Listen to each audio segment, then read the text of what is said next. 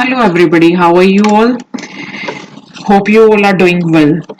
आज हम स्टडी करने जा रहे हैं टेबल टैग की वीडियो मैंने पहले आपको अपलोड की हुई है। होप सो आपको अच्छी लगी होगी, आपने उसके सारे एट्रीब्यूट स्टडी कर लिए होंगे।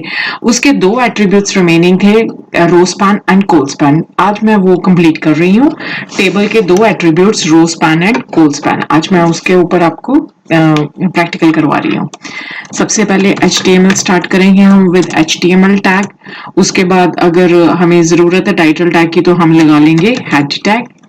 हेड टैग के बाद हम फॉलो करेंगे टाइटल टैग। टाइटल टैग में हम टाइटल ऐड कर देंगे अगर हमें चाहिए तो। That is we are going to study about table, so we choose table as our title. Then title is a pair tag. उसके बाद टाइटल टैग को बंद करना है, फिर हेड टैग को बंद कर देंगे। उसके बाद हम स्टार्ट करेंगे बॉडी टैग, जहां पे हमने अपना टेबल टैग डिफाइन करना है। बॉडी के अंदर हम डिफाइन कर रहे हैं टेबल टैग। टेबल के सारे एट्रीब्यूट्स हम कर चुके थे, सिर्फ दो एट्रीब्यूट्स रिमेनिंग थे। हमने जैसे पिछले वीडियो में आपने देखा हमने यूज किया था टेबल बॉर्डर हमने जैसे दे दिया 5, और टेबल कितनी एरिया स्क्रीन का कवर करे उसके लिए हमारे पास कौन सा एट्रीब्यूट था, विड्थ इक्वल टू 70%। उसके बाद एक कैप्शन दे देते हैं टेबल टैग में। कैप्शन की जो भी ये टेबल किसके बारे में, कैप्शन की अलाइनमेंट कर देते हैं हम बॉटम पे डिस्प्ले होना चाहिए। ये सब मैंने पिछले वीडियो में करवाया हुआ आपको। Caption align equal to bottom. जैसे हम कैप्शन ऐड कर देते हैं student detail, student marks detail. उसके बाद हम कैप्शन भी पेयर टैग है उसको क्लोज करेंगे। फिर हम अब स्टार्ट कर रहे हैं अपना एट्रीब्यूट्स रो स्पैन और कोल स्पैन के लिए, जिसके लिए मैं टेबल बना रही हूँ। वो देखें, आप देखेंगे रो स्पैन क्या होता है और कोल स्पैन क्या होता है। रो स्पैन का मतलब होता है जब हम एक से ज्यादा रोज को इकट्ठा करते हैं। रो स्पैन में हम एक से ज्यादा रोज को मर्ज कर देते हैं, और कोल स्पैन एट्रीब्यूट में क्या होता है, हम एक से ज्यादा कॉलम्स को मर्ज करते हैं। वो अब दोनों हम यूज करके देख रहे हैं। रो स्पैन में हम एक से ज्यादा रोज को मर्ज करेंगे और कोल स्पैन में हम एक से ज्यादा कॉलम्स को मर्ज करेंगे। सबसे पहले हम टेबल स्टार्ट करना है, तो टेबल के लिए क्या स्टार्ट करना पड़ेगा, table row, TR for table row. उसके बाद हम डिफाइन करेंगे टेबल में हेडिंग्स डिफाइन करेंगे। टेबल हेडिंग, इसमें हम क्या कर रहे हैं, 3 कॉलम्स को मैं कंबाइन कर रही हूँ, मर्ज कर रही हूँ। पहले हम कर रहे हैं टेबल रो, टेबल हेडिंग में हम सबसे पहले 2 रोज को मर्ज कर रहे हैं। रो स्पैन इक्वल टू 2 रोज को मर्ज कर रही हूँ, इसलिए रो स्पैन इक्वल टू 2। उसमें मैं क्या डिस्प्ले करवा रही हूँ, हेडिंग में नेम, और टेबल हेडिंग को बंद कर रही हूँ। देखो, जो टेबल हेडिंग में जो भी हम डिस्प्ले करेंगे, जो भी डाटा या हेडिंग डिस्प्ले होगी, वो हमेशा सेंटर अलाइंड होगी और बोल्ड होगी। और उसके बाद मैं टेबल हेडिंग फिर स्टार्ट कर रही हूँ और उसमें मर्ज कर रही हूँ कॉलम्स को। कोल स्पैन इक्वल टू 3 कॉलम्स को मर्ज कर रही हूँ, जिसमें मैं क्या दे रही हूँ, 3 सब्जेक्ट्स के स्टूडेंट्स के मार्क। कौन से स्टूडेंट के कितने मार्क्स हैं, मार्क्स। उसके बाद मैं टेबल हेडिंग को क्लोज कर रही हूँ। फिर मैंने टेबल रो को बंद कर दिया। एक रो कंप्लीट हो गई है जिसमें मैंने हेडिंग्स डिफाइन की हैं। उसके बाद मैं फिर एक नेक्स्ट रो स्टार्ट कर रही हूँ,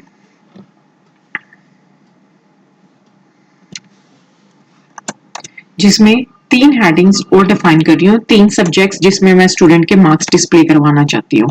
table heading C, table heading close कर दी। C के सब्जेक्ट के मार्क्स, टेबल हेडिंग। फिर मैं C++ के मार्क्स जैसे डिस्प्ले करवाना चाहती हूँ, टेबल हेडिंग क्लोज कर दी। फिर जैसे एक और, क्योंकि 3 कॉलम्स को मर्ज किया था, 3 सब्जेक्ट्स के मार्क्स, तो हम यहाँ पे 3 सब्जेक्ट्स डिफाइन कर रहे हैं। एक मान लो हम डिफाइन कर देते हैं जावा।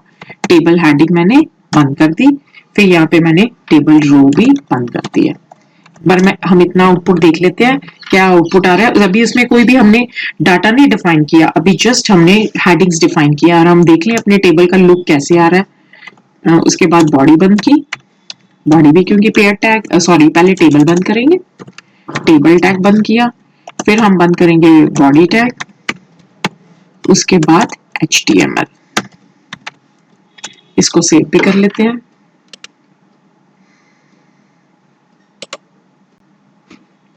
जैसे इसका नाम हम रख लेते हैं tab3 डॉट .html, क्योंकि HTML फाइल है तो हमेशा इसकी एक्सटेंशन क्या होगी .html।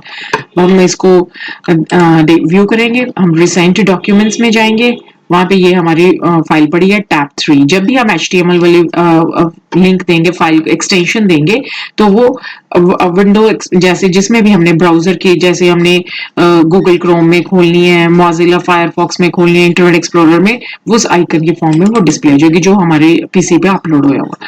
देखो ये हमारा आ गया। हमने क्या दिया था, 2 रोज को मर्ज किया था जिसमें हमने क्या डिस्प्ले किया था, नेम, और 3 कॉलम्स मर्ज की थी जिसमें हमने क्या दिया था, मार्क्स, और उसमें 3 सब्जेक्ट्स के मार्क्स स्टूडेंट के डिफाइन कर रहे हैं, C++ और जावा के, और एक हमने कैप्शन दी थी स्टूडेंट मार्क्स डिटेल, वो नीचे ऐसे एज इट इज डिस्प्ले हो रही है। ओके, मैं एक बार फिर आपको बता रही हूँ। सबसे पहले हमने क्या डिफाइन किया था, टेबल का बॉर्डर इक्वल टू 5 और कितना स्क्रीन का पार्ट कवर करे, 70%। फिर हमने एक कैप्शन डिफाइन की थी जिसकी अलाइनमेंट क्या की थी, बॉटम, जैसे हम देख रहे हैं कि बॉटम पे डिस्प्ले हो रहा है हमारे पास स्टूडेंट मार्क्स डिटेल, बॉटम में आ रहा है। उसके बाद हम फिर देखें, हमने और क्या देखा इसमें, table caption align equal to, फिर हमने एक टेबल रो स्टार्ट की जिसमें टेबल हेडिंग में 2 रोज को मर्ज किया और उसमें हमने क्या डिस्प्ले कर दिया, नेम, स्टूडेंट का नेम। फिर टेबल हेडिंग मैंने बंद कर दी। उसके बाद फिर हमने टेबल हेडिंग कोल स्पैन 3 कॉलम्स को मर्ज किया था जिसमें क्या डिस्प्ले कर दिया हमने, कॉलम्स, ये देखिए, जिसमें हमने 3 कॉलम्स को मर्ज किया, C++ जावा जैसे ये 3 कॉलम्स मर्ज होके मार्क्स डिस्प्ले हो गए और ये 2 रोज मर्ज होके नेम डिस्प्ले हो गया। उसके बाद फिर देखिए हमने कॉल स्पैन 3 किए थे, फिर उसके बाद टेबल रो फिर एक स्टार्ट की जिसमें हेडिंग में C दिया, C++ और जावा, ये देखिए C++ और जावा 3 कॉलम्स में डिफाइन हो गया। अब हम इसके अंदर क्या डिफाइन करेंगे, टेबल का डाटा। उसके लिए फिर हम एक रो स्टार्ट करेंगे, टेबल रो, उसमें अब हम क्या डिफाइन कर रहे हैं, TD फॉर टेबल डाटा। जैसे हम चाहते हैं जो भी टेबल का कंटेंट सेंटर में अलाइन हो गया तो हम रो में डिफाइन कर देंगे, table row align equal to, मतलब जो भी कंटेंट है वो सेंटर में डिस्प्ले हो। देखने में चले क्योंकि टेबल हेडिंग ऑलरेडी सेंटर में होती है, बोल्ड होती है। अगर हम चाहते हैं उसके कंटेंट्स भी सेंटर में आ जाए तो हम अलाइन इक्वल टू सेंटर कर देंगे, अदरवाइज बाय डिफॉल्ट सारे कंटेंट्स लेफ्ट अलाइन होंगे। टेबल डाटा, जिसमें हम टेबल का डाटा, पहले नेम है, नेम डिस्प्ले कर दिया जैसे हमने अंजलि। उसके बाद फिर टेबल डाटा स्टार्ट किया, उसमें हमने मार्क्स दे दिए जैसे 50। फिर टेबल डाटा 3 सब्जेक्ट्स के मार्क्स देने हैं, फिर मान लो 60। फिर उसके बाद टेबल डाटा, उसमें हमने मार्क्स दे दिए 70। फिर हम ये रो बंद कर देंगे, टेबल की रो। अब हम देख लें इसका आउटपुट, फिर चेक कर ले।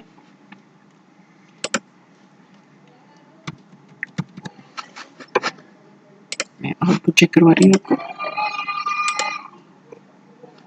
टैब 3 हमारी फाइल का नाम था, देखिए उसमें एक रो ऐड होगी 50, 60, 70 और नेम उसका क्या है, स्टूडेंट का अंजलि, उसके ये मार्क्स डिस्प्ले हो गए।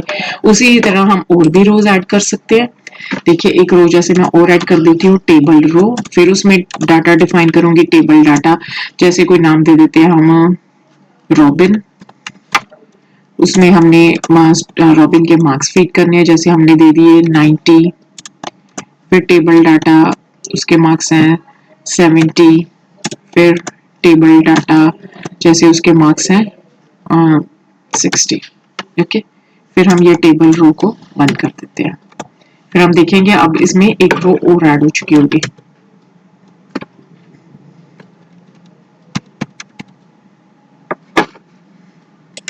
देखिए एक और रो ऐड होगी, लेकिन अब ये सेंटर अलाइन नहीं है क्योंकि हमने सेंटर अलाइन नहीं किया था इसको। अगर हम इसको भी सेंटर अलाइन कर दे, इस रो को भी टेबल रो, तो टेबल की व्यू अच्छी आएगी। Align equal to centre,